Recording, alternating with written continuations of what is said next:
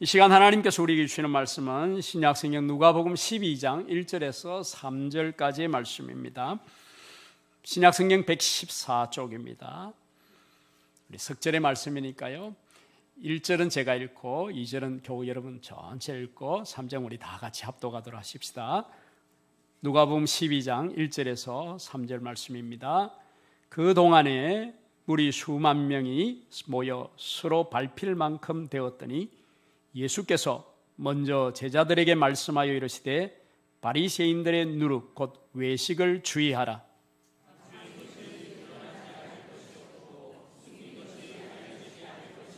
같이 읽읍시다. 이러므로 너희가 어두운 데서 말한 모든 것이 광명한 데서 들리고 너희가 골방에서 귀에 대고 말한 것이 지붕 위에서 전파되리라. 아멘. 저와 여러분, 우리는 사람이 아니라 하나님을 의식하는 사람들이다. 이렇게 우리 기독교인, 그리스도인을 정의할 수 있습니다. 또 그리 되어야 합니다.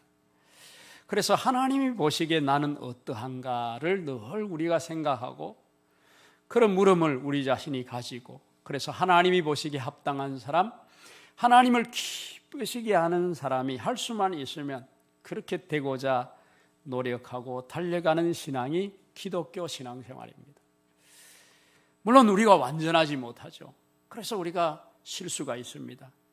그렇지만 그럼에도 불구하고 우리가 늘 하나님을 의식하고 하나님이 보시기에 합당한 사람이 되고자 노력한다면 우리는 이 바리새인의 누룩 곧 외식에 빠지지 아니하고 겉과 속이 일치한 동일한 진실한 사람이 될 수 있습니다.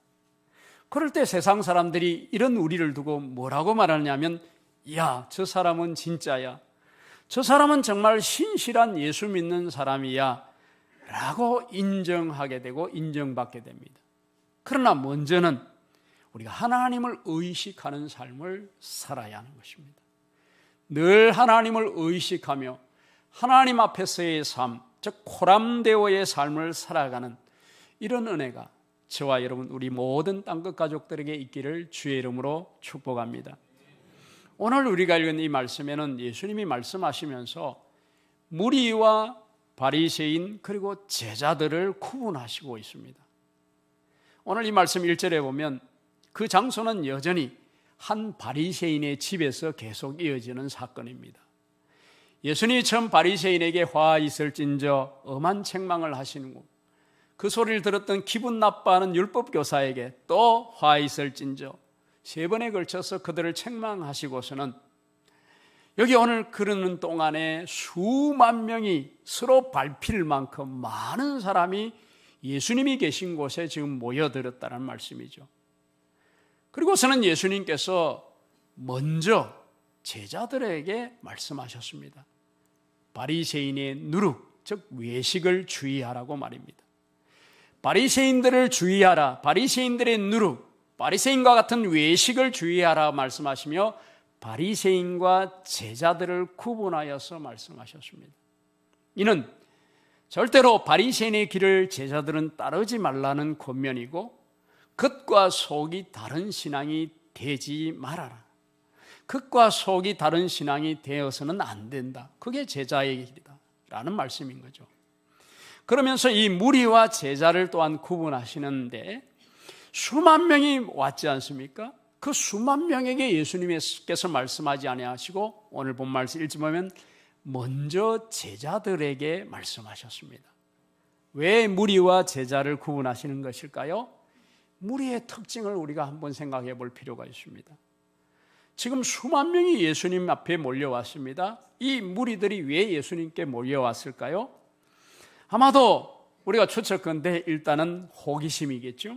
예수님의 소문이 유대 전역에 지금 퍼져가고 있을 때 그 예수라는 분이 도대체 누구인지, 그분이 어떻게 생겼는지 라는 이런 호기심이 먼저 아마 작동되었을 것입니다. 또한 오늘 이 본 말씀 앞부분의 11장에 우리가 살펴본 대로 그 당시 존경받는 바리새인과 율법교사들을 예수님께서 엄히 책망하시니 그거 여러분 구경거리 될 만하지 않습니까? 그리고 예수님께서 행하신 수많은 이적들로 인해서 사람들은 이미 들었습니다. 그 또한 이적을 보고자 몰려왔을 것이요, 예수님의 가르침이 당시에 있는 랍비들과 다르다는 소문이 들렸습니다. 그분의 가르침, 그 지식과 지혜를 듣고 싶어서 또한 아마 왔을 것입니다. 그래서 이들 중에는 물론 순수한 마음으로 예수님께 모여온 분들도 있었겠지만, 상당수는 이 군중이라고 하는 것은 호기심, 그저 구경거리로 왔을 것이라는 거죠. 특별히 눈에 보이는 그 이적을 요구하고 보기 위해서 왔습니다.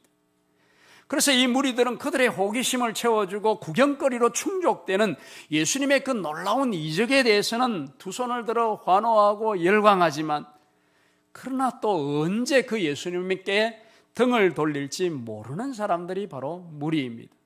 실제로 복음서 속에 보면 그렇게 일이 일어났습니다. 예수님께서 보리떡 5개와 물고기 2마리로 5,000명도 더 되는 사람들을 먹이신 후에 이런 이적을 행하였을 때 보인 사람들의 반응은 열광이었습니다. 그래서 그 예수님을 자기들의 왕으로 삼으려고 했던 것이 바로 무리들이었습니다.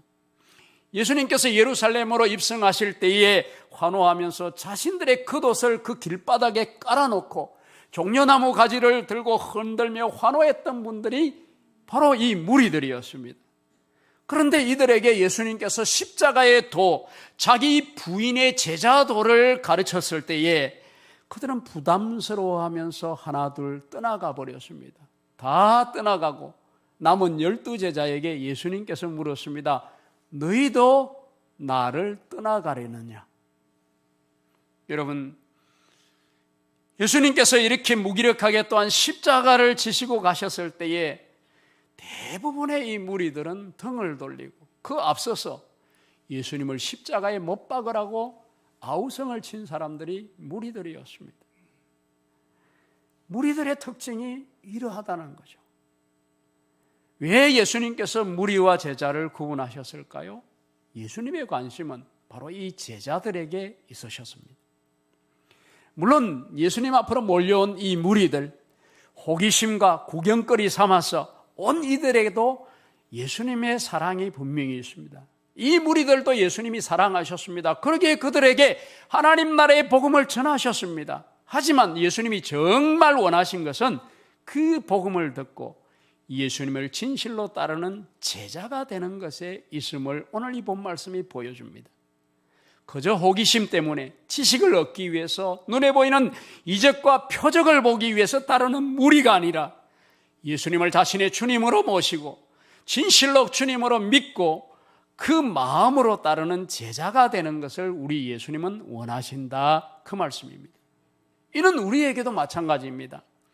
예수님께서 저와 여러분 우리를 부르시고 택하여 불러주시사 이렇게 믿음의 귀한 삶을 살아가게 하신 것은 무리가 되라는 것이 아니라 그 주님을 따르는 제자가 되라는 데 있는 것입니다. 바리새인의 누룩, 즉 겉과 속이 다른 이 위선적인 종교인이 되라는 것이 아니라 예수님을 닮아가는 진실된 제자가 되라는 데 저와 여러분의 부르심이 있는 것입니다.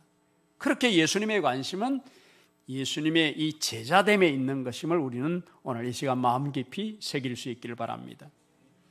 여러분이 이 시간 교회를 다니고 지금 이 시간 예배를 드리고 말씀을 경청하고 있습니다. 그렇다면 여러분의 관심이 어디 있습니까? 바라기는 여러분의 관심도 우리 예수님의 관심처럼 그 주님의 제자가 되는 데 있기를 주의 이름으로 축복합니다. 지금 여러분 자신의 상태나 여러분의 신앙의 수준은 중요하지 않습니다. 문제는 여러분의 마음속에 나를 제자로 부르셨다, 나를 예수님의 제자로 부르셨다는 이 부르심에 대한 의식, 그리고 그렇게 제자가 되고자 하고 싶은 그 열망, 이것이 여러분의 마음속에 있느냐 없느냐, 이것이 더 중요한 것입니다. 여러분, 지금 우리 한국 교회와 한국 교회 교인들의 상황을 생각해 보면 이 중요성은 더욱 절실해집니다. 그저 표적만 구하고 눈에 보이는 것만 따라다니면서 진실한 마음으로 주님을 따르는 삶이 없는 양산된 무리들, 그래서 들은 것은 많아서 말은 잘하는데 정작 그 내면과 삶의 변화와 성숙이 없는 그야말로 기독교 종교인을 양상해 놓은 오늘의 이 한국교회, 이 상황을 우리가 생각해 보면 정말 제자로의 부르심을 뜻하는 것을 인식하고 예수님의 제자로 성장하기를 내가 원하고, 또한 예수님을 닮아가는 제자로서의 삶을 살아가는 이들이 얼마나 절실한지 우리가 더욱 깊이 간절히 깨닫게 됩니다. 그러므로 교회 여러분, 저와 여러분, 우리에게 필요한 것은 나를 예수님의 제자로 부르셨다는 이 부르심에 대한 인식이, 그리고 정말 그 예수님을 닮은 제자로 내가 자라가고 성장하고 변화되고 싶다라는 이 열망이 여러분에게 있는 것이 중요합니다. 이 부르심의 인식을 다른 말로 표현하면 소명의식이라고 할 수 있습니다. 즉 부르심에 대한 이 소명의식이 분명해야 길이 보이고, 그리고 길을 잃지 않을 수 있습니다. 제자로의 부르심이 분명한 사람에게는 나를 제자로 부르신 그 길을 향해서 기꺼이 우리가 중단 없이 걸어갈 수 있기 때문입니다. 또 내가 예수님을 닮은 제자로 성장하고 싶다, 예수님의 제자로 예수님을 닮고 싶다라고 하는 이 소원함, 열망이 있어야 우리가 변화될 수 있는 출발이 됩니다. 그 간절한 소원, 그 열망 위에 말씀과 성령의 역사가 임하고 나타나는 것입니다.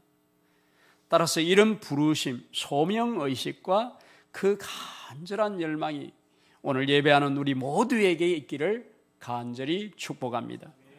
나를 제자로 부르셨다라고 하는 이 소명의식과 예수님을 닮은 제자로 내가 변화하고 성장하고 싶다라고 하는 이 열망이 우리에게 없다고 한다면 우리 역시 무리와 다르지 않고, 또 우리가 열심히 교회를 들락거리며 뭔가 신앙생활을 열심히 하는 것 같지만 실제로는 우리는 종교적 열심을 내고 있는 것이고, 그런 삶의 결과는 이 바리새인들과 같이 점점 시간이 지날수록 주님과 가까워지는 것이 아니라 그렇게 열심히 신앙생활한 종교생활이 오히려 주님과 멀어지는 종교인을 만들고 마는 것입니다. 주님께서 우리를 부르신 이유는 제자가 되라는 데 있는 것입니다. 그러므로 나를 제자로 부르셨다는 이 소명의식과 실제로 그 주님을 닮고 싶은 이 제자로서의 성장하고 싶은 열망, 이것이 우리 속에 깊이 박히기를 바랍니다. 만약 이것이 지금 돌아보건대 혹시 여러분 심령 가운데 없다면 이제라도 성령께서 내 마음에 이 소명의식과 간절한 거룩한 열망을 부어달라고 구할 수 있기를 바랍니다. 그러면 반드시 우리 하나님께서는 사모하는 심령을 만족해 하시는 하나님의 은혜가 여러분의 심령 속에 임할 줄 믿습니다. 오늘 이 본문의 예수님의 말씀은 바로 이 제자로 부르심을 받아서 그 길을 가고자 하는 사람들에게 주시는 약속의 말씀입니다. 여러분의 마음속에 제자로 부르심을 받았다는 이 소명과 열망이 있다면 오늘 이 약속의 말씀은 더욱 큰 은혜로 이 말씀이 여러분의 심령 가운데 다가올 것입니다. 오늘 우리 그 첫 번째 약속만을 보고 있습니다. 읽었습니다. 그 내용을 요약하면 진리는 마침내 드러날 것이고 세상에 전파될 것이라는 이 약속입니다. 그런데 이 2절의 이 약속이 어디로 연결되는 것인가 하는 게 문제입니다. 1절에 갖다 붙일 것인가 2절에 갖다 붙일 것인가, 바로 그게 문제입니다. 먼저 1절에 한번 붙여보십시다. 1절에 붙여보면 바리새인들의 누룩과 연결되는 것입니다. 그래서 바리새인들의 그 누룩, 외식, 내면의 거짓과 아무도 보지 않는 데서 행하는 그들의 죄악이 백일하에 밝히 명명백백하게 드러날 것이다 라고 하는 해석이 되는 거죠.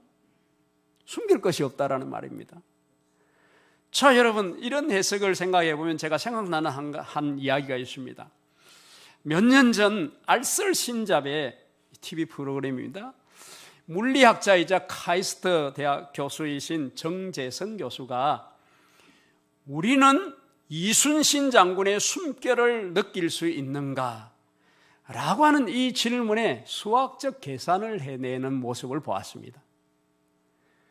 사람이 하루를 살아가면서 들이마시고 내쉬는 공기의 양이 13kg라고 합니다. 이순신 장군이 53년을 살았습니다. 53년을 살면서 들이마시고 내뿜은 공기 양이 하루 13kg를 기준으로 해서 계산해보면 수억 톤이 되는 거죠. 그런데 여러분, 그 공기가 이 대기 중에 균일하게 흩어진다고 하더라도 우리가 수백 년 전 이순신 장군이 들이마시고 내쉬었던 그 공기를 우리가 다시 흡입하고 내뱉을 가능성이 충분히 있다라고 하는 계산인 거죠. 어떻습니까? 여러분, 조금 엉뚱하고 물리학자로서 아주 기발한 생각이라고 저는 딱 느꼈습니다. 저는 그 계산이 맞고 틀리고를 떠나서 이런 생각이 들었습니다. 그 이야기를 보면서 수백 년 전 이순신 장군의 그 숨결이 지금까지 우리가 호흡하는 이 대기 속에 남아 있을 수 있다고 한다면 우리의 말과 우리의 행위도 없어지지 아니하고 남아 있을 수 있다, 이런 말씀인 거죠. 그런데 여러분, 이것은 제 주장이 아니라 물리학의 양자역학으로 이것이 증명된다는 거죠, 이론적으로. 이것은 제 분야가 아니기 때문에 여러분이 귀에 쏙 들어오도록 제가 설명을 할 수는 없지만, 그냥 단순하게 양자역학의 이론에 따르면 사람이 뱉은 말이나 언어적 행위는 우리가 살아가는 이 시간 속에, 이 우주의 공간 속에 항상 사라지지 않고 존재하고 있다는 말이죠. 이게 이론적으로 증명이 된다는 말씀입니다. 우리는 우리 자신이 내뱉은 이 말은 사라지거나 없어진다고 생각하지 않습니까? 그런데 물리학의 이론에 따르면 그렇지 않다라는 거죠. 우리의 청각과 우리의 시각에서는 혹시 사라졌는지 모르지만 물리적 현상으로서는 그건 없어지는 것이 아니라는 말입니다. 우리 자신은 잊어버렸는지 모르지만 다 기록으로 남아있다라는 말씀이죠. 존재한다는 말씀입니다. 그런데 이 사실을 여러분, 이미 하나님의 말씀인 성경이 우리에게 들려주고 있어요. 우리가 마지막 날 하나님 앞에 서게 될 텐데, 그때에 하나님께서 우리를 심판하실 때에 우리의 신앙과 행위, 기록된 그 모든 것이 다 백일하에 드러낼 것이라고 성경이 말씀합니다. 신약성경 히브리서 4장 13절, 지으신 것이 하나도 그 앞에 나타나지 않음이 없고 우리의 결산을 받으실 이 눈앞에 만물이 벌거벗은 것 같이 드러나느니라. 다 나타난다는 거죠. 요한계시록 20장 12절, 내가 또 보니 죽은 자들이 큰 자나 작은 자나 그 보좌 앞에 서 있는데 책들이 펴 있고 또 다른 책이 펴졌으니 곧 생명의 책이라. 죽은 자들이 자기 행위를 따라 그 책에 기록된 대로 심판을 받으리니. 여러분, 우리가 마지막 날 하나님 앞에 서게 될 때에 우리가 이 땅을 살아가면서 한 모든 그 신앙과 우리의 말과 행위들, 우리의 삶 모든 것이 다 기록된 책 앞에 서게 될 것이라는 말씀이죠. 그 기록된 대로 하나님께서 보시고 우리를 심판하신다, 그런 말씀이죠. 두렵고 떨리지 않습니까? 하지만 여러분, 두렵기만 하기보다는, 단지 두려워하기보다는 우리는 이 말씀을 들을 때, 그렇다면 우리의 말과 행위가 거짓됨이 없이 진실할 수 있기를 구하고, 그렇게 우리에게 노력해야 하는 것이 우선되지 않겠습니까?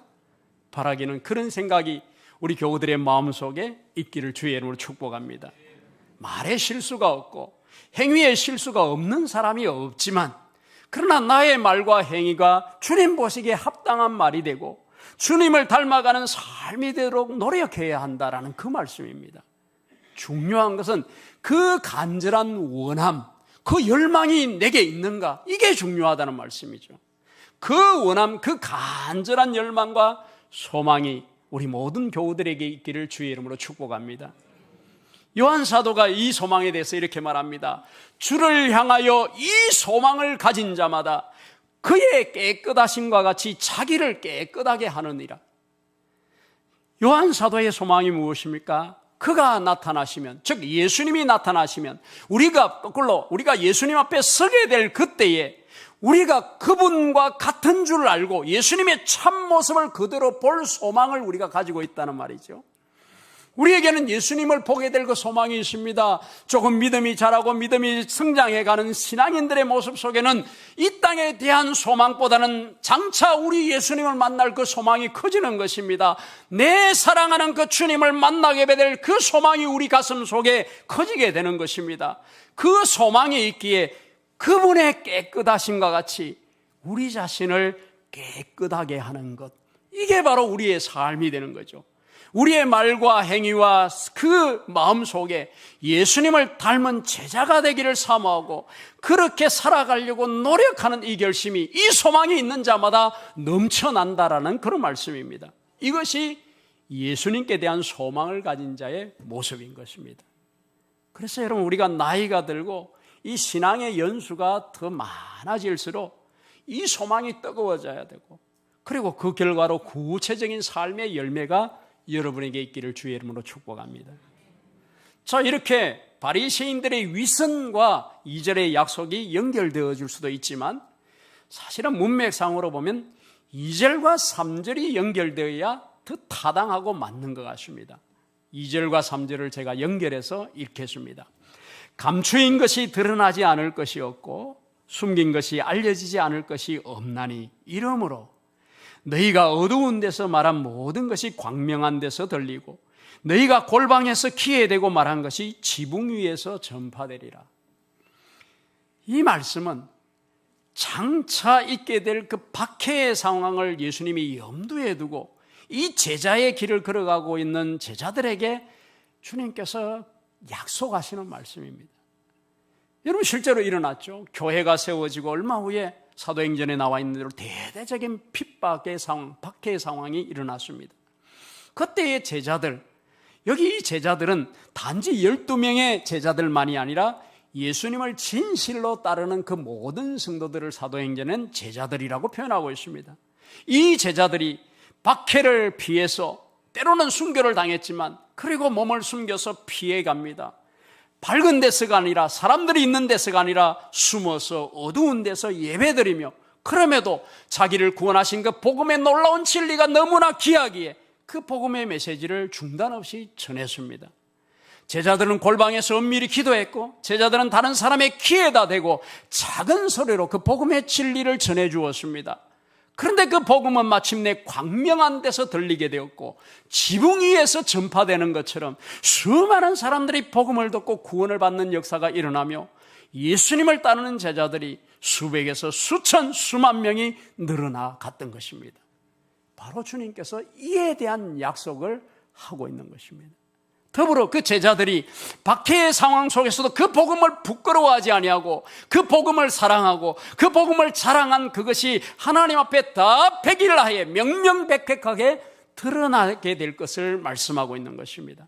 그래서 하나님의 심판대에 그것이 분명하게 드러날 것이고 그들은 그 하나님 앞에서 그 행한 대로 상급을 받게 될 것이며 영원한 하나님 나라에서 영원히 살게 되는 그 영생의 약속을 말씀하고 있는 것입니다. 그러므로 이 말씀의 이면에는 복음을 부끄러워하지 말라, 나를 부끄러워하지 말라는 이 말씀이 들어있는 것입니다. 그래서 오늘 우리가 함께 읽었던 이번 주 암송할 성경 구절 로마서 1장 16절이 이렇게 말하지 않습니까? 바울 사도의 고백입니다. 내가 복음을 부끄러워하지 아니하노니 이 복음은 모든 믿는 자에게 구원을 주시는 하나님의 능력이 됨이라. 먼저는 유대인에게요 그리고 헬라인에게로다. 바울 사도가 말합니다. 내가 복음을 부끄러워하지 아니하노니. 이 말씀을 한 이유는 그 초대교회 당시에 복음을 부끄러워하는 사람이 있었음을 말하고 있고 그것을 전제로 하고 있는 것이죠. 우리 아는 대로 바울 사도가 쓴 고린도 전서를 보면 유대인들은 표적을 구하고 당시 이방인이었던 헬라인들은 지혜를 구한다고 말했습니다. 그래서 그들 입장에서 볼 때에 십자가에 달린 예수 그리스도는 아무리 봐도 마음에 받아들이기가 너무 힘들었던 거죠. 그건 너무 어리석게 보였던 것입니다. 아무리 봐도 죄인으로 정죄되어서 발가벗기 지신 채 그 몸으로 저주받은 나무, 그 십자가에 달린 예수를 믿는 것이 구원에 이르는 길이라고 하는 이 사실을 그들이 받아들이기는 너무나 힘들었던 것이고 용납하고 납득할 수가 없었습니다. 그래서 거부하고 심지어 비난하는 이들이 있었던 거죠. 게다가 덧붙여서 그 예수를 믿는 자들을 박해하는 상황들이 벌어졌습니다. 이러다 보니 신앙이 어리거나 이제 막 신앙의 초보의 길에 들어선 사람들, 아직 거듭나지 않는 신앙인들에게는 그 복음이 부끄러웠던 것입니다. 그리고 내가 예수 믿는다, 그 복음을 믿는다라고 하는 것을 밝히 드러내는 것이 부끄러울 수밖에 없었던 것입니다. 자, 그렇다면 교우 여러분, 여러분은 지금 어떻습니까? 혹시 여러분 가운데 예수 그리스도가 복음을 부끄러워하는 그런 모습은 여러분 없으십니까? 제가 이따금씩 저를 잘 모르는 사람들이 모여있는 곳에 가다 보면 저의 직업을 묻는 사람들이 있습니다. 그러면 당연히 예, 목사입니다 라고 대답을 합니다. 그 대답을 들은 사람들의 표정이 때로 어떤 사람이 그냥 마치 불법을 저지른 죄인을 보듯이 그렇게 저를 보는 사람들이 있습니다. 하도 요즘 목사와 교회가 욕을 얻어먹는 세상이다 보니 아마 그런가 보다 하는 생각을 할 때가 있습니다. 목사들과 교회가 욕을 먹는 그런 일이 연달아 일어나다 보면 어느샌가 저 자신도 솔직히 목사인 것을 드러내는데 위축될 때가 있습니다. 더구나 한국교회 민낯을 볼 때면 솔직히 제 낯이 부끄러울 때가 많습니다. 하지만 여러분, 분명히 고백하건대 저는 복음을 부끄러워하지 않습니다. 사도 바울의 고백처럼 십자가에 달리신 예수 그리스도의 복음만이 모든 믿는 자에게 구원을 주시는 하나님의 능력임을 저는 믿습니다. 그 복음으로 제가 구원을 받았기 때문입니다. 저는 여전히 예수 그리스도께서 이루신 의 가운데 의롭다함을 얻었습니다. 예수 그리스도의 의로 죄인인 제가 의롭다함을 받았기 때문입니다. 무엇보다도 저를 그 예수 그리스도 안에 있는 하나님의 사랑에서 끊을 것이 아무것도 없기 때문에 그렇습니다. 그렇게 그 복음을 부끄러워하지 아니하고 그 복음을 자랑하는 것입니다. 복음만이 누가 뭐래도 세상의 유일한 소망이기 때문에 그렇습니다. 복음은 우리에게 구원을 주시는 하나님의 능력이기 때문입니다. 또한 저는 여전히 주님의 몸된 교회를 사랑합니다. 교회는 그리스도께서 피값으로 주고 사신 그리스도의 몸입니다. 이것을 믿습니다.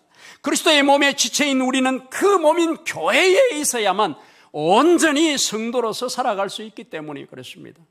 그래서 그 교회에는 예배 가운데 임하시는 성삼위 하나님의 은혜와 역사가 있는 것이고, 예수 그리스도 안에서 서로를 섬김으로 사랑함으로, 그리고 세상을 사랑하는 그 섬김 가운데 그 교제와 봉사를 통해 이 하나님 나라의 복음이 확장되고 하나님 나라는 임하는 것이기 때문입니다. 그러기에 저는 여전히 문제 많은 교회이지만, 부족함 투성인 교회이지만 주님의 몸된 교회를 저는 사랑하며 예수 그리스도께서 머리 되신 교회만이 세상의 유일한 희망임을, 소망임을 저는 믿습니다. 바울 사도가 말합니다. 이 복음은 모든 믿는 자에게 구원을 주시는 하나님의 능력이 됨이라고 말합니다. 그렇습니다. 복음은 하나님의 능력입니다. 복음은 우리를 구원하시는 능력입니다. 복음은 저와 여러분을 자유케 하는 능력인 것입니다. 여러분, 자유가 무엇입니까? 얽매이는 것이 없는 상태인 거죠. 이번 우리 윤 대통령이 미국에 가서 외친 연설 가운데 프리덤, 자유를 수없이 외쳤다고 말하지 않습니까? 자유가 도대체 무엇입니까? 얽매임이 없는 상태 아닙니까? 그런데 여러분 자신을 돌아보십시오. 우리의 삶을 돌아보십시오. 우리는 너무나 많은 것에 얽매여 삽니다.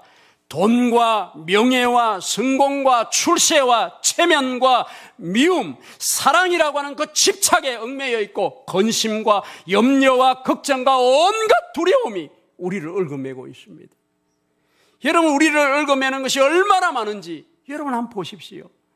이런 것에 얽매인 인생은 단 하루도 편할 수가 없는 것이죠. 이렇게 해보면 저것이 걸립니다. 저렇게 해보면 이것이 걸립니다. 이게 인생입니다. 그런데 여러분, 복음의 능력을 체험하고 보면 그 삶이 달라집니다. 바울 사도가 이렇게 고백합니다. 속이는 자 같으나 참되고, 무명한 자 같으나 유명한 자요, 죽은 자 같으나 보라 우리는 살았고, 징계받는 자 같으나 죽임을 당하지 아니하고, 근심하는 자 같으나 항상 기뻐하고, 가난한 자 같으나 많은 사람을 부유하게 하고, 아무것도 없는 자 같으나 모든 것을 가진 자로다. 무슨 말씀입니까? 우리를 얽어매던 모든 것으로부터 자유함을 받은 능력을 받았다는 사도 바울의 고백입니다. 왜 그럴까요? 우리는 오직 예수 그리스도께만 매여 있기 때문에 그렇습니다. 우리를 사랑하시는 예수님께만 매여 있기에 다른 어떤 것도 우리를 얽어맬 수 없는 것입니다.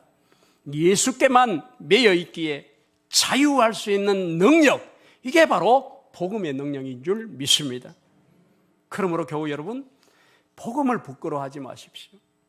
지금의 한국 교회의 현실을 생각하면 솔직히 부끄럽지만, 여러분, 그것은 교회의 머리이신 예수님을 거부하고 인간이 교회의 머리가 되어 있고 주님의 뜻이 아니라 인간의 탐욕과 만몬이라는 우상을 따르는 교회의 모습인 것입니다. 그것이 정말 부끄럽고, 그래서 우리는 참으로 마음 아파하고 한 마음으로 우리가 회개하고 주님의 용서와 그 크나큰 긍휼을 우리는 구해야 하는 것입니다. 그러나 여러분, 이런 때일수록 더욱 우리가 주님의 몸된 교회를 사랑해야 하는 것입니다. 더욱 복음을 사랑하고 더더욱 이 복음을 자랑해야 합니다. 왜냐하면 여전히 예수 그리스도의 복음만이 구원의 능력이기 때문입니다. 예수 그리스도의 복음만이 세상의 유일한 소망이기 때문입니다. 예수 그리스도의 복음만이 교회를 살리는 능력이요, 교회를 교회게 되게 하는 능력이기 때문입니다.